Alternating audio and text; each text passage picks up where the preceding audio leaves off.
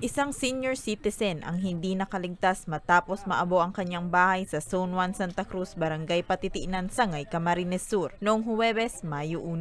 Ayon kay Senior Fire Officer 3 Christine Ayubo, officer in charge ng BFP Sangay, alas 9 ng gabi nang makatanggap sila ng report ukol sa naganap na sunog na agad naman nilang tinugunan. Base sa inisyal na investigasyon, isang 74 anyos na lola na may mental health condition ang may-ari ng nasunog na bahay.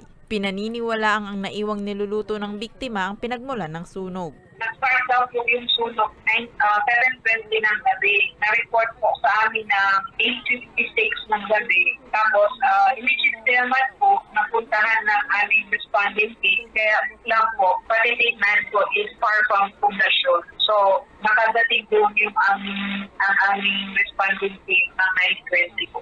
Ng 9:20. Kasi 17 kilometers po ang layo from the fire station po in barangay. Yung mismo bahay po na sunog.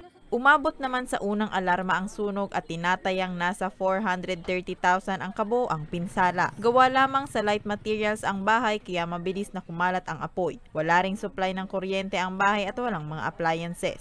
Wala namang ibang nasawi o nasugatan sa insidente. Maliit lang naman po yung bahay, concrete yung moldings, kaya nang yung siling kahoy. Tapos sa loob po ng bahay niya, wala naman po siyang mga gamit or plants or anything. Damit lang, saka mga bunot ng nyog ang loob, kaya madali po na yung sunog. Nanawagan ng BFP sa publiko na unahing ipagbigay alam agad sa kanila ang mga ganitong insidente upang mapadali ang kanilang pagresponde at maiwasan na lumala ang sitwasyon. Para sa mga balitang Tatak, Bicol, Rose Bilista.